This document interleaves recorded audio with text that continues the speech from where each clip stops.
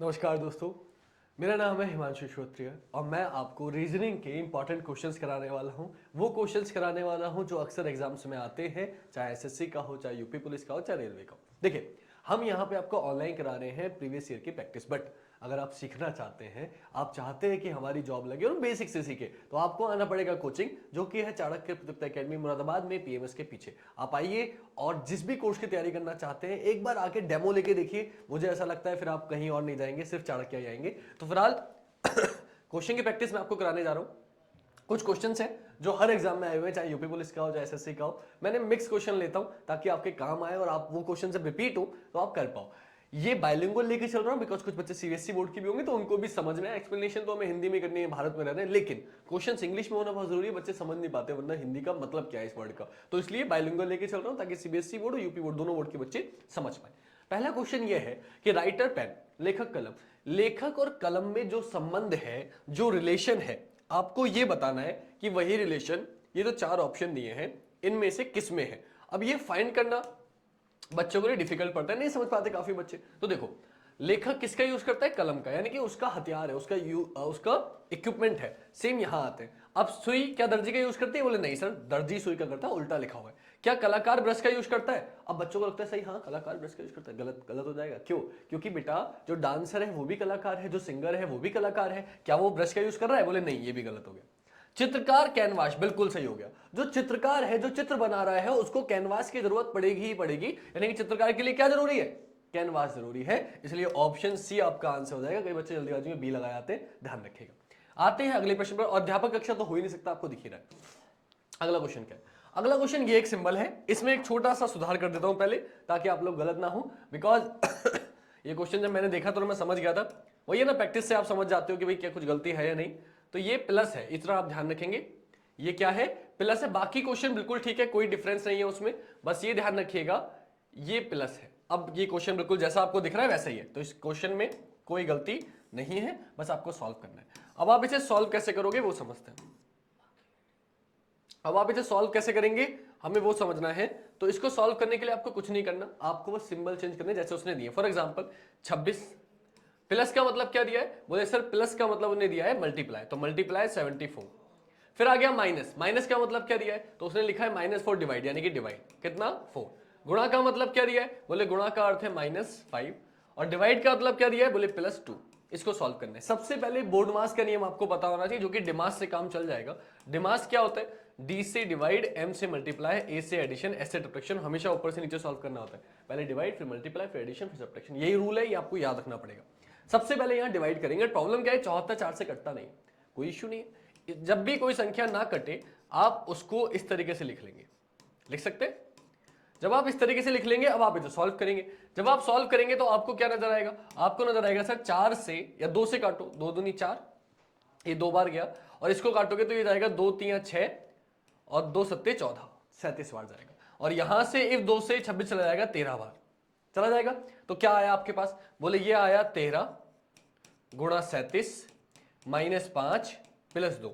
अब आपको एक चीज पता है, क्या पता है? कि सर अब हम जो करते हैं वो गुणा करते हैं। अब गुणा करेंगे, अब गुणा कैसे करेंगे भी? 13 सत्ते 91, 91 का 1 हासिल लगा 9, 13 तिया 39, 39 और 9 कितना होता है? 48। कितना हो गया? 481 -5 +2। अब आपको एक चीज और पता है, क्या पता है? कि पहले हम लोग प्लस प्लस वाले जोड़ते हैं। अगर आपने ये 7 कर दिया आंसर गलत हो जाएगा। ये प्लस का, ये प्लस का, तो पहले ये जोड़ेंगे, ये हो जाएगा 483, माइनस कर देंगे 5, आंसर आ जाएगा 478। तो जिन बच्चों का आंसर 478 आ गया है, ऑप्शन सी आ गया है, वो तो ठीक है। और 478 के अलावा अगर आपका कोई और आंसर है तो आप लोग गलत है। तो क्या करना है? बस सिंबल चेंज करना है, देन आपको सॉल्व कर देना है, आपका आंसर आ जाएगा। ठीक है, ये तो था कॉन्सेप्ट। अब इस क्वेश्चन को आपको करना होगा बेटा एक लाइन में। और जब एक लाइन में करना होता है ना तो बच्चे कंफ्यूज हो जाते हैं। तो वो कैसे करना है मैं आपको बताता हूं, ध्यान से देखिएगा।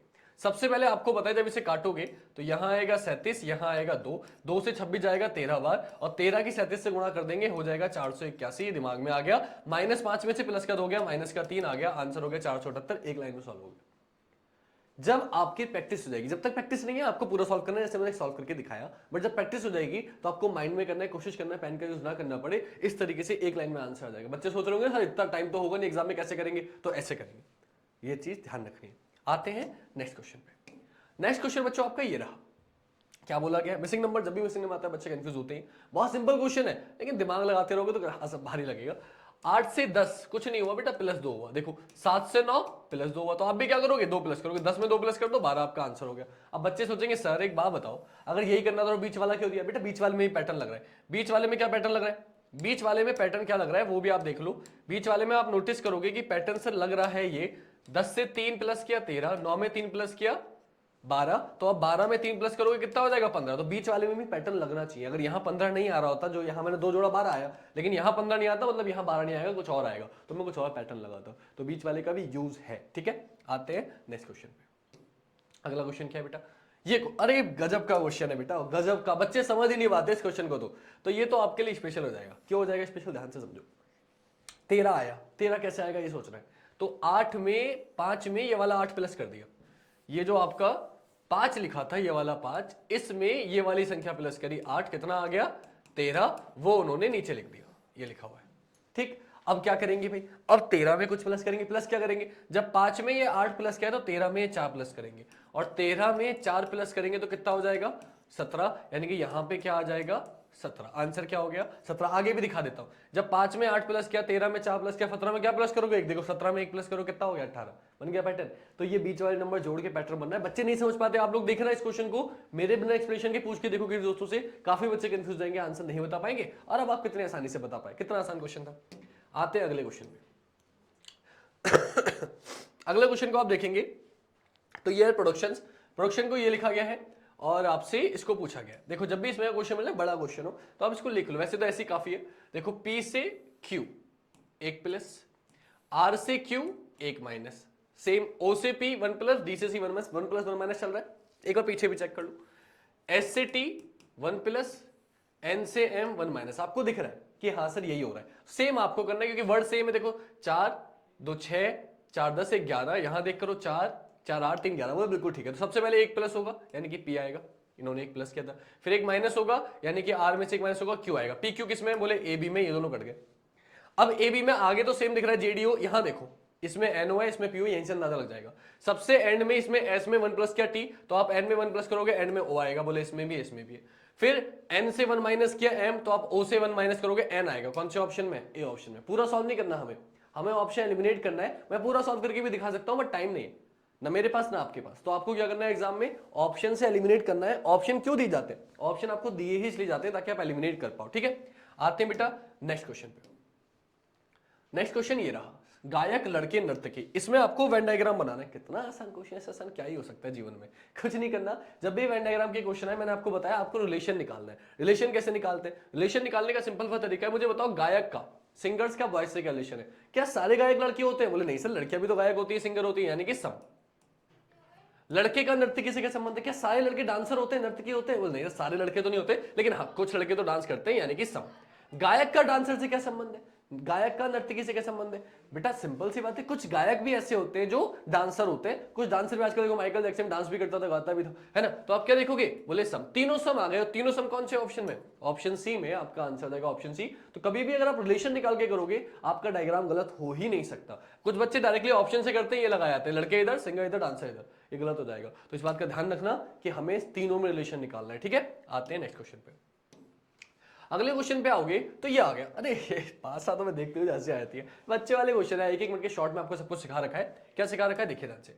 आपसे क्या बोला गया कि पास से डी में पूछा है, डी सतह के विपरीत कौन सा शब्द है, यानी कि डी के अपोजिट में क्या होगा ये बताना है। तो आपको क्या करना है बेटा, डी यहां था, देखो इस सीबी से ये सीबी कैंसिल, क्या बचा? ए। आपका आंसर क्या हो गया? ए। जब कभी भी इसमें का क्वेश्चन हो, आपको क्या करना होता है कि जिसका भी अपोजिट पूछा जा रहा है, अगर उसके बराबर वाली दोनों संख्या है, किसी भी पासे में कॉमन होती हैं, तो वो आपस में कैंसिल हो जाती हैं, जो बचता है वो आपका आंसर हो जाता है। आपका आंसर क्या हो गया? ए हो गया। आते हैं नेक्स्ट क्वेश्चन पे। नेक्स्ट क्वेश्चन की बात करें, ये है क्या बोला भाई इसमें कि एक घड़ी की मिनट वाली सुई 4:30 बजे उत्तर पूर्व दिशा में है। तो पहले 4:30 बजाओ। 4:30 कैसे बजता है भाई? आप देखते ही बता दोगे। 4:30 ऐसे बजता है, 6 5 4 लगभग ऐसे बजता है। ठीक है, कौन सी वाली सुई? मिनट वाली सुई, उत्तर पूर्व। ये दिशा उसने उत्तर पूर्व बोली है, राइट। और आपसे क्या पूछा है? 10:30 बजे। आपसे पूछा है 10:30 बजे। 10:30 कैसे बजता है? 10:30 बजाओ। बोले सर ये 9, ये 10, ये 6, 10:30 ऐसे बजता है।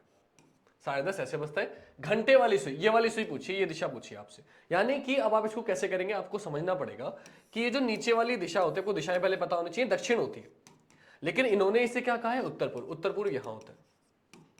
इसका मतलब यह है बेटा कि दक्षिण को उत्तर पूर्व कहा है, मतलब यहां से यहां तक गए, यहां से यहां तक गए तो 1 2 3 खाने चले और चले एंटी क्लॉकवाइज, आपने लिख लिया 3 खाने एंटी क्लॉकवाइज चले, आपने लिख दिया। जब आपने लिख दिया, अब आपको चेक क्या करना है, आपको चेक क्या करना है कि आपसे ये वाली सुई पूछी है, ये दिशा कौन सी होती है, बोले ये होती है, तो आप यहां खड़े हो, आपको यहां से चलना है 3 खाने एंटी क्लॉकवाइज। घड़ी चलती है आगे, आप जाओगे पीछे 3 खाने, तो ये 1 खाना, ये 2 खाना, ये 3 खाना, आप यहां पहुंच गए। दिशा कौन सी है बेटा, दक्षिण। आपका आंसर क्या हो जाएगा, दक्षिण। बहुत सिंपल सा कॉन्सेप्ट बताया, इससे आसान तरीका नहीं है, ऑप्शन ए आपका आंसर हो गया।